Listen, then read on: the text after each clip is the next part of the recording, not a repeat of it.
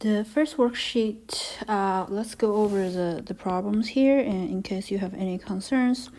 So we have function evaluation for the first two problems. It's relatively straightforward. You just change the placeholder from x to 3 on both sides and see what you got.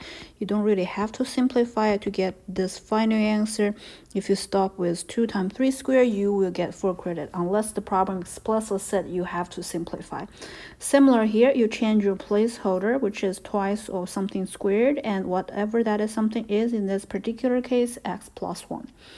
So along the same line of thinking, I have 2 to the power of 3 times 3, so it can be 2 to the power of 9. It is 512. You can stop at the first step without simplifying any further. And the next problem is 2 to the power of 3 times x plus h. Just want to remind you, it's always a good idea to hold a parenthesis so you understand what is taking the place of your placeholders. It's to avoid any confusion or any mistake. The next type of problems, you are looking for the constant functions. Actually, I just realized I have a little typo here. So the first function is a constant function. Right, as you can tell, this doesn't really change with respect to the variable. The second one is not a constant function, as it does not change, it does change with respect to choices of t. The third one is a constant function, as what you have on the right side has nothing to do with the t. And the third one is not a constant function. If you had x as variable, it does change with respect to the choices of the variable. So the next part is to box the final answer based on the classification. The first case we're assigned to is a constant. The t is a variable. So if you have variable on the shoulder, you are talking about something looks like 2 to the x, 5 to the x. Those are all examples of exponential functions. The second one you have here is the constant is on the shoulder, the variable at the base. So you're talking about something like x to the 2, x to the 1/3, and things like that. So that's classified as a power function. The last piece, you will realize there's no constant in the base, not in the exponent. So it's not a power function and it's not an exponential function, so we classify it as neither. The next problem, we are going to do a series of function composition, and it's always to make sure you follow the correct order. The outside layer of the function is basically saying you're going to take square root of -3 times whatever function is plugged in, and then add a 1 to it. In this particular case, you plugged in g of x. So you specify for yourself in the next step, g is 2 to the power of 3x minus 1, and then plus 1, which is your final answer. Along the same line of thinking, the g function is twice of 3 to the power 3 times something minus 1. In this particular case, your inside layer is the function g f of x. So you have twice 3 to the power and then square root of -3x plus 1. And then you keep your other part of the structure, which is minus 1. So the f function, you had it before, square root of -3 of whatever input, and then had a plus 1. Your input was u of x, so let's specify what exactly is that. My bad. It is x plus h, and that's what you have. The next thing we have here is the last problem on the first page is twice of 3 times something and then minus 1 there. I'm sure not twice, 2 to the power. So what you end up with is 2 to the power of 3 times your function in this particular case, which is u. So your function u is 3 times, and always use a parenthesis to hold your inside layer. And then you have minus 1c.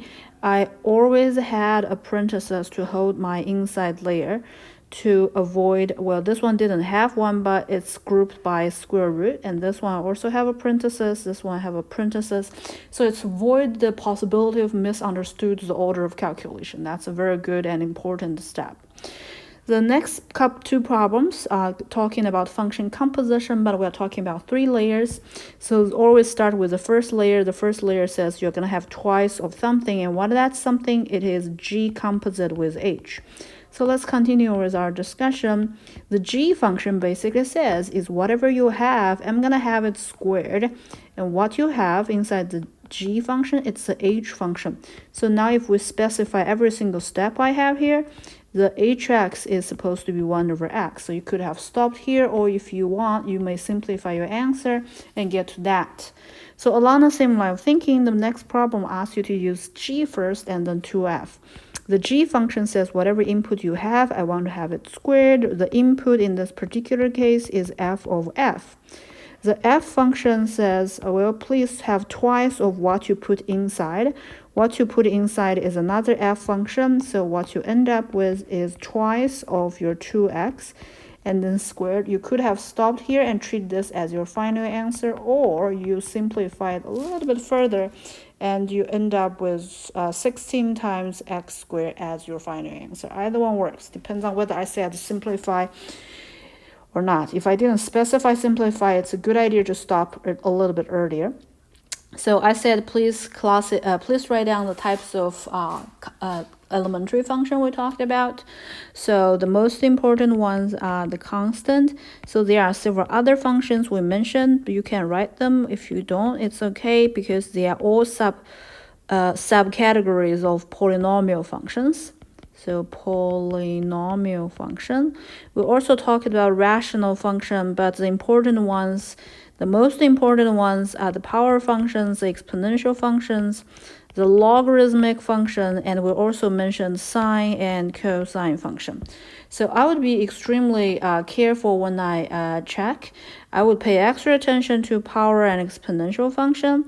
It's always important to mention logarithmic function, and you should be able to mention polynomial function. Another thing we usually make mistakes on when we classify as a constant function, even though it's a special case of polynomial function, it's a good idea to know that that's something you should be very careful about.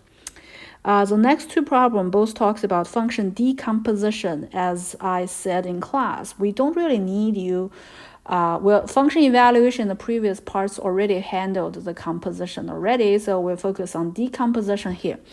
I want to point out in both cases, I specified the order I want you to decompose it.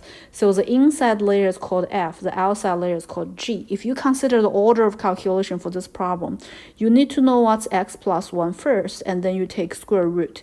The thing that you calculate first is the inside layer, hence f of x is x plus 1, the outside layer is square root of that.